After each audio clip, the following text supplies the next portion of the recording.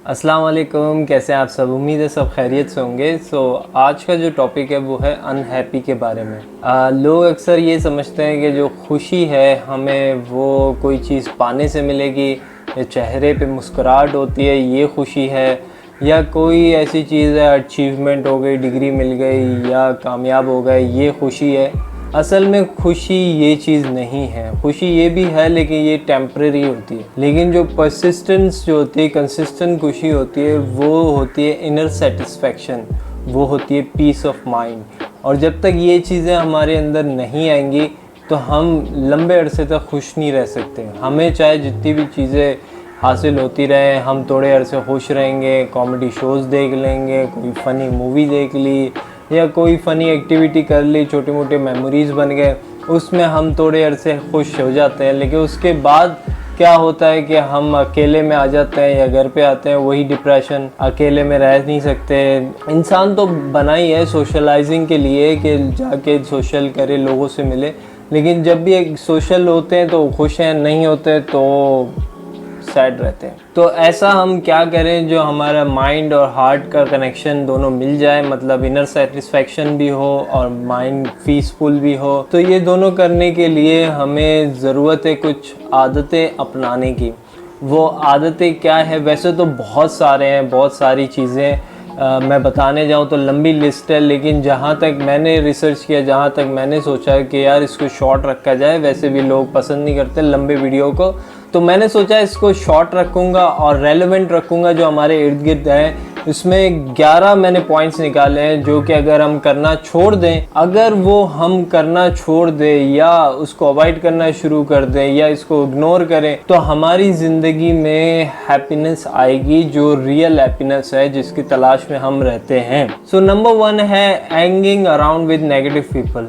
हाँ, जैसे तो मैंने कहा कि लोग जो है सोशलाइज होना चाहिए, लेकिन hanging around with negative people which makes you unhappy. शायद उनके सामने तुम कुछ ना बोलो, ऐसी कोई बात कर देते हैं, आपको डाउन करने की कोशिश करते हैं, उनके सामने कुछ नहीं कहेंगे, लेकिन जैसे ही घर आओगे तो फिर वो अनहैप्पी सा फील होता है, यार कैसे बंदे हैं। लेकिन हम बार बार उनसे मिलते हैं तो अवॉइड करो, उनसे मिलना छोड़ दो, दफ़ा करो उनको, कुछ भी नहीं रखा उनके पास। बल्कि ऐसे लोगों से मिलो जो आपको बूस्ट करते हैं, आपको सपोर्ट करते हैं, आपको प्यार करते हैं। आप उनके पास जब भी जाओ वो आपको खुशी देते हैं, ना कि कोई गम दे, बल्कि मोटिवेट करते हैं आपको। दूसरी चीज़ विच इज़ वेरी कॉमन वो है कंप्लेनिंग। हम कंप्लेन करते हैं कि इलेक्ट्रिक की लाइट चले गए, हम कंप्लेन करते हैं हमारे मुल्क में ये नहीं है, हम कंप्लेन करते हैं वो नहीं है, रिलेशनशिप हमारी अच्छी नहीं है, हमारे फाइनेंशियल हालात अच्छी नहीं है। अगर हम ये कंप्लेन को ग्रैटिट्यूड में बदल दें, बजाय कि हम ये कहें कि थैंक अल्लाह कि हमें जो भी है तुमने दिया है, आज से शायद 100 साल पहले जो ब्लेसिंग हमारे पास है उनके पास कभी भी नहीं थे, शायद 50 साल पहले भी नहीं थे, लेकिन हमारे पास वो ब्लेसिंग्स हैं जिसकी वजह से हमें अल्लाह का शुक्र अदा करना चाहिए, ना कि हमें कंप्लेन करना चाहिए। So stop complaining which makes you happy इंशाल्लाह। सो नंबर 3 है ब्लेमिंग।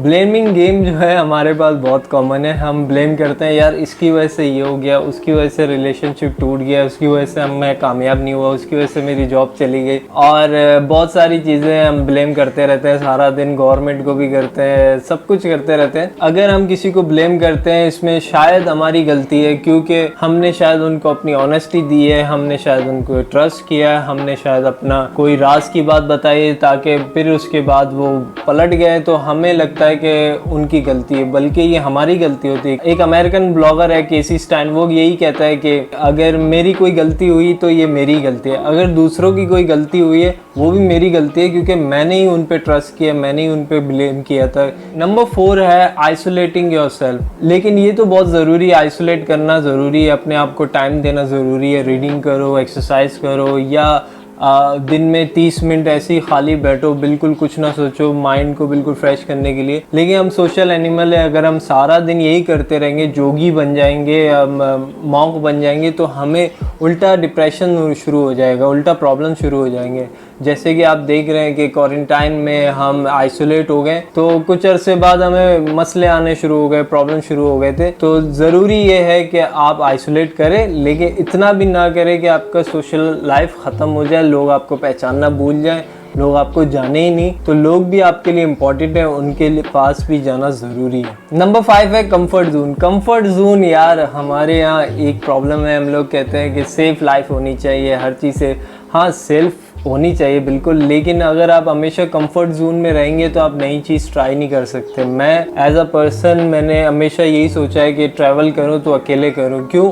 मैं यही सोचता था कि जो मेरे अंदर जो कंफर्ट जोन है उसको ख़त्म करूँ। जब तक हम ख़त्म नहीं करेंगे हम नई चीज़ नहीं देखेंगे, नए लोगों से नहीं मिलेंगे, कॉन्फिडेंट लेवल हाई नहीं होता जब तक हम कंफर्ट जोन से बाहर नहीं निकलेंगे या कोई नई चीज़ नहीं करेंगे। सो नंबर 6 है letting others to make your decision. ये बहुत इंपॉर्टेंट है। अक्सर हमारे जो डिसीजन है हमारे पेरेंट्स ले लेते हैं या हमारे बड़े ले लेते हैं या हमारे दोस्तों ने डिसाइड कर लिया इस फील्ड में जाना है, हम भी उनके साथ चले गए। देखो, सारे डिसीजन अगर आप खुद से भी लोगे ये भी गलत है, सारे डिसीजन पेरेंट्स पे छोड़ दोगे ये भी गलत है। आपको दरमियाना रही रहना चाहिए, आपको एक बीच का रास्ता चुनना चाहिए। जैसे अल्लाह ताला भी फरमाते हैं कुरान में कि दरमियाना रही रखो, अपने आप को दरमियाना रखो, ना कि किसी के आसरे में रहो, ना अपने आप को हर चीज़ समझो कि मैं ही कर सकता हूँ।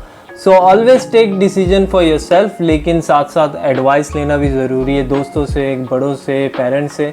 तो एडवाइस लेने से उनके दिल में भी खुशी आती है और आपका दिल भी खुश हो जाएगा। यही तो हम चाह रहे हैं कि हैप्पीनेस हमारे बीच आ जाए। नंबर 7 है getting jealous for others people success. बहुत सारे लोग ऐसे हैं कि दूसरों के कामयाबी से जलते हैं, लेकिन अगर हम दूसरों की कामयाबी से खुश हो जाएं, हम उनको खुशी दें, तो हमें भी कामयाबी ज़रूर मिलेगी। ऐसा नहीं होता, आपको बल्कि उनका पॉजिटिव एनिमी बनना चाहिए। पॉजिटिव एनिमी मतलब ये, अगर उसने किया है तो मैं भी करूँगा पॉजिटिव वे पे, ना कि ये कि यार जेलसी में आके आप भी करो, यार मैं भी ये करता हूँ। आपका टैलेंट उसका टैलेंट बहुत डिफरेंस है। मे बी वो फुटबॉलर बनना चाहता है, आप क्रिकेटर बनना चाहते हो, मे बी वो ब्यूटिशियन बनना चाहते हो, आप फैशन डिज़ाइनर बनना चाहते हो। ये दो डिफरेंट चीज़ें हैं। आप अपने आप को जज करो आपका क्या है, लेकिन उसकी कामयाबी पे भी खुशी दिखाओ, उसको फील कराओ कि यार मुझे बड़ी खुशी हुई तुम कामयाब हुए। सो एक दुआ है अल्लाहुम्मा ज़िद व बारिक। इसमें यही मफ़हूम उसका यही है कि जब भी आपको किसी की कामयाबी से जलन महसूस हो या उसकी बॉडी खूबसूरती देख के आपको जलन महसूस हो, तो ये दुआ पढ़े अल्लाहुम्मा ज़िद व बारिक। का मतलब यही है कि आपको अल्लाह उसके रिस्क में बरकत दे, अल्लाह उसके कामयाबी और दे। ये दुआ में यही सिखाती है कि दूसरों की कामयाबी में आपको खुश होना है, आपको उसके लिए दुआ करना है। और जब भी हम ऐसा कुछ करते हैं तो हमें रिटर्न में ज़रूर मिलता है, ये आजमा चुका हूँ मैं। Number 8 being impatient. ये बहुत कॉमन है, बहुत सारे लोगों को ना यार पेशेंस नहीं है, जल्दी कुछ करना है, जल्दी हो जाए। यार अपनी मेहनत करो, ट्राई करो, कोशिश करो, अगर नहीं हो रहा तो पेशेंस रखो। इसमें भी अल्लाह की हिकमत होती है। अल्लाह चाहते हैं कि आपको कामयाबी उस तरह दे। दुनिया में अगर दुनिया में देखा जाए तो बहुत सारे ऐसे लोग हैं जिनकी कामयाबी शुरू हुई है 35 के बाद, 40 के बाद, इवन 60 साल के बाद, और वो दुनिया में ऐसे छा गए हैं कि वो जो हमारे इर्द गिर्द जो कामयाब लोग हैं, छोटे मोटे पिन्ने चिन्ने, वो कामयाब हो गए। हमें लगता है कि यही इनकी कामयाबी। नहीं, स्टोरीज पढ़ें, आप आर्टिकल्स पढ़ें, बायोग्राफी पढ़ें, उसमें आपको मिलेगा कि यार जो कि ऐसे हैं कि 40 साल 50 साल के बाद उनको सक्सेस मिला। इट डजंट मीन कि यार किसी की जल्दी शादी हो गई तो वो उसका काम हो गया, वो अच्छा है। किसी को जल्दी पैसे मिल गए, घर मिल गए, यार बीइंग इम्पेशेंट। आपकी स्टोरी अलग है, उनकी स्टोरी अलग है। उनके साथ भी जो होना है वो हो गया, हमारे साथ भी जो होगा वो भी अल्लाह की मर्ज़ी से होगा। सो पेशेंस रखें, just chill. Number 9 repeating mistake. यार वो एक मुहावरा है ना कि एक सांप से 2 दफ़ा डसना मतलब गलती तुम्हारी है। तो बार बार अगर हम एक ही मिस्टेक को बार बार कर रहे हैं या दूसरी तरीके से करके फिर वही मिस्टेक कर रहे हैं, तो उससे हमारी ज़िंदगी में बार बार नाकामियाँ मिलेगी, नाकामी से हमें ना खुशी मिलेगी। कोशिश करो कि अपनी ज़िंदगी में ऐसे मिस्टेक्स ना करो, बल्कि सीखो, मेंटोर लो, बुक से सीखो और जाके अगले बार उस मिस्टेक को ना होने की कोशिश करो, बल्कि कोई नई मिस्टेक करो। मिस्टेक करना कोई बुरी बात नहीं है, आपकी ज़िंदगी में मिस्टेक होने चाहिए जिससे आप सीखते हैं, लेकिन एक ही मिस्टेक बार बार हो रहा है, इट मीन्स कोई ना कोई गलत चीज़ हम कर रहे हैं। Number 10 acting without calculating. ये सब चीज़ों पे आता है, ये सब चीज़ों पे, ये रिलेशनशिप में भी आता है, ये बिजनेस में भी आता है, ये फैमिली टर्म्स में भी आता है, ये कारोबार में भी आता है, ये सब चीज़ों पे आता है। क्योंकि हम अक्सर लेते हैं यार, किसी ने कोई बिज़नेस स्टार्ट किया, हम कहते हैं कि यार लशपश हम भी जाके जल्दी जल्दी ये बिज़नेस करेंगे, हमें भी कामयाबी मिलेगी। लेकिन होता ये है कि हमें कामयाबी नहीं मिलती, उसको कामयाबी मिलती है। सो कैलकुलेटिंग रिस्क लो, मतलब नॉलेज लो, उसके बारे में रिसर्च करो, उसके बारे में पढ़ो। इसी तरह शादी में भी जल्दी जल्दी यार उसने कह दिया शादी करनी है तो शादी कर ली, बाद में देखा नहीं भाई यार ये चीज़ें तो मेरी हैबिट और उसकी आदतों में फ़र्क है। सो कैलकुलेट करना बहुत ज़रूरी है, चाहे कोई भी लाइफ की चीज़ है। अक्सर हम क्रिकेट खेलते थे तो वहाँ पे कहा जाता था कि कैलकुलेटेड रिस्क लो। कैलकुलेटेड रिस्क मतलब अपने शॉट्स ऐसी जगह उठा के मारो जहाँ गैप मिले, जहाँ पे फील्डर अंदर हो। तो उस तरह आपकी ज़िंदगी में भी कैलकुलेटेड रिस्क आप लेंगे सही मायनों में, तो वो आपकी ज़िंदगी में खुशियाँ आने शुरू हो जाएंगी। और नंबर 11 है वो है गिव इन अप। और ये जो है स्पेशली मेरी तरफ से एक गिव अवे है लोगों के लिए। जितने भी पॉइंट्स मैंने बताया उसमें गिव अप नहीं करना है, लाइफ में आपको गिव अप नहीं करना है। बहुत सारे लोगों ने अपनी ज़िंदगी तबाह कर ली। आपने देखा सुशांत की उसकी नई मूवी भी आ रही है, ज़िंदगी तबाह कर ली, ख़त्म कर ली। आप गिव अवे नहीं करो, कोई भी चीज़ है आपकी ज़िंदगी में, आपके अंदर बर्डन है वो ख़त्म हो जाएगी, लेकिन आपको गिव अवे नहीं करना। सबसे इम्पॉर्टेंट ये चीज़ है कि आपको खुद अपने आप को समझना है कि यार मेरी ज़िंदगी में जो गलत चीज़ें हो रही हैं वो क्यों हो रही है, उसको समझना है। क्या कोई ऐसी चीज़ है जिससे मैं अपने रब को नाराज़ कर रहा हूँ? क्या कोई ऐसी चीज़ है जो करने के बाद मैंने 10 साल पहले किया था अब मेरे साथ गलत हो रहा है? तो ऐसा भी होता है, ज़रूरी नहीं है कि हमारे साथ सारी चीज़ें हिकमतों के थ्रू हो रही हों, हमें सारी चीज़ें लेसन मिल रही हो सकता है हमारे प्रीवियस मिस्टेक की वजह से हमें सारा प्रॉब्लम आ रहे हैं। तो हमें करना क्या है कि उस पर तौबा करें और कोशिश करें वो गलतियां हम फिर से ना करें, और गिविंग अप कभी भी नहीं करना है। इंशाल्लाह सब सेट हो जाएगा। Thank you so much for watching. मिलते हैं नेक्स्ट वीडियो के साथ। अल्लाह हाफिज़। और यार सब्सक्राइब ज़रूर करना यार, मुझे सब्सक्राइब